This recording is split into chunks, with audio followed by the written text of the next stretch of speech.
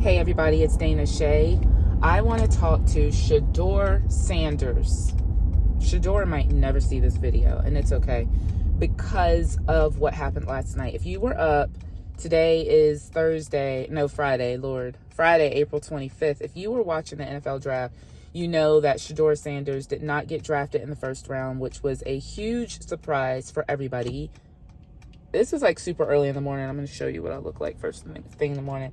I just dropped my son off at school, and I had this amazing conversation with him that I've really been having since last night with the Lord. I think that what happened last night with Shedeur Sanders is really a testament to all of us. If you've ever faced rejection, if you've ever not been chosen, not been picked for the team, I know a little bit about that. I've dealt with a lot of rejection in my life. Something that happens to us all. Rejection is not something that we like to admit to. It's not something that we want to, to talk about. And even last night, I was watching him in the green room, and I thought about all of these guys who were getting picked, right? And everybody thought that he was going to go early in the first. So not only was he going to get picked in the first, but he was supposed to go early. And he's in the green room, and he has to literally sit there and congratulate all these guys who were getting picked over him. And I don't think that he was like jealous, but like, let's be real. Like, if you've ever been in a situation like that, that's hard to watch everybody getting what you want and be like, why am I not getting picked? Why am I not getting the thing that I believe that I deserve? And what I'm telling y'all today is there are so many people who take rejection. I'm sorry, I'm on a bumpy road. But they take rejection and they internalize it. This is what I was telling my son today. I said, listen, I don't know what's going to happen in your life. He's 16. I was like, I don't know what's going to happen in your life when you're 20, 25, 30, 50 years old. But one thing I know for sure is that you are going to face rejection, because it happens to all of us. Heck, you might be facing rejection right now. And if you internalize rejection, if you start thinking like, what's wrong with me? I'm not good enough. What don't I have that everybody else has? If you start doing all of that, that is the kiss of death. When you realize that literally, I know it sounds so cliche, and he even said it last night. Shedeur Sanders said, God has a plan. But like, that is literally the gospel truth. God has a plan. My daughter is 23 years old. She's an Air Force officer, and she went through a rough couple of months where she's in tech school right now. So even though she's graduated college, she's in tech school getting ready to go into her career field, and she failed some tests. And in the military, like, if you fail a test, it's called getting washed back.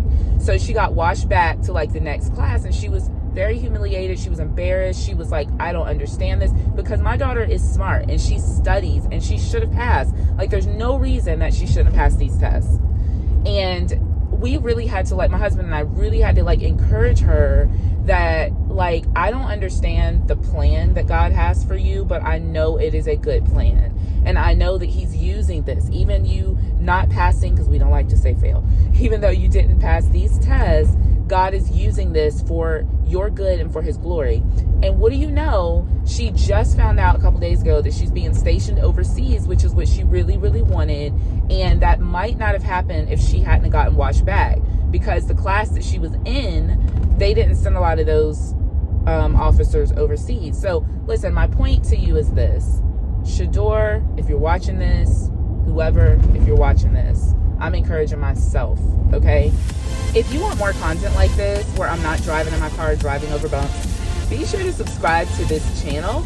And if you like this video and if it encouraged you, be sure to leave a comment below. I love hearing how the words that God gives me encourages you. Rejection is inevitable. We do not understand it when it happens. But if you would just trust that God has a plan for you in the midst of rejection. There is a really powerful story in the Bible about David. Not King David, right? Because he wasn't king yet. David, the shepherd boy, before he was ever anointed king, there was a king in place, Saul. And because Saul disobeyed the Lord, the Bible says that the Lord took the kingdom away from Saul. So now there's got to be a new king installed. Well, Samuel, who was the prophet, God tells him, go to a man named Jesse's house. He's got all these sons, and I'm going to anoint one of his sons. God didn't tell Samuel which one. He just said, go and listen to my voice. So the Bible says that Saul, the current king, was tall and handsome. That was what Samuel was used to. So he goes to Jesse's house, And Jesse has 7 sons he brings in. Samuel sees the first son, Eliab. Eliab is also tall and handsome. And so Samuel thinks, oh, that must be the one. Listen, people sometimes choose folks just because that's what they're used to. It has nothing to do with you. So when you're sitting there internalizing, oh, I got rejected because I'm not good enough. No, they didn't choose you because that's just not what they were used to. Listen, when I got that revelation, it set me free, because I used to do all the insecurity things, right? Like, oh, I'm not good enough. I should have done this more. If I only would have had this, and that person has this. And I realized I am being a crazy person doing that. That has nothing to do with you. It literally has nothing to do with you half the time. And so Eliab, God looks at him and he goes, yeah, he's tall. Yeah, he's handsome, but he is not the one that I've chosen. He is not it. Then God tells Samuel a verse that maybe you've heard: man looks on the outside, but God looks on the heart. So Samuel, this is not the one. So then Samuel goes to the next son. God says, nope, he's not the one either. The third, the fourth, the fifth. I start thinking about Shedeur. That's what it must have been like being in that green room, seeing all these people. They're not being chosen. Now, where's David? David's out in the field. David didn't even get called in the house, y'all. His dad didn't even invite him in for the opportunity. How many of you felt like that? Like, dang, they didn't even give me an opportunity. They left me out here in this field. So watching these sheep. So Samuel goes through all the sons and he's like, is these all the sons you got? And Jesse's like, oh, there's one more, but he's out in the field tending the sheep. And Samuel's like, go bring him in. And what do you know? That when he comes in, the Lord's like, that one, that's the one that I've chosen. Listen, I'm going to take my glasses off because I'm sitting at a stoplight. I don't have no makeup on, but I don't care. People might reject you. Where's my camera? I want to look right at you. People might reject you, but God has chosen you. It does not matter if they call you in, invite you, give you the opportunity, call your name, know who you are, look at your resume, whatever. It does not matter what people do. When God is for you, who can be against you? Who can be against you? Nobody can be against you when God is for you. None of these people are going to let me in, but that's okay. God bless them all. So I just want to encourage those of you today who are feeling rejection, those of you today who are wondering, why didn't I get picked? I know I'm qualified. Why didn't I get that job? My resume is glowing. Why didn't I get that opportunity? Whatever it might be, just know that rejection comes to us all, and you do not have to internalize it when it happens. You can choose, like David did, to know that God looks on the heart. People can choose whatever they want to choose. And then this is the final thing I'll say. I was listening to some of the commentators last night after the draft, and one of them, they brought out a really good point. They were like, if I was Shedeur Sanders' dad, which y'all know is Deion Sanders, right? If I was his dad, I would take him through all of this list of quarterbacks who we all know, like all the well-known quarterbacks who were not drafted in the first round, or who, if they were drafted real late. And I thought that was real wisdom, because sometimes we need to look back on other people who have gone through what we've gone through in order to be encouraged. And this was another thing, and I'm be done with this. What Jaden Daniels did in this NFL this past year, incredible, phenomenal, but rare.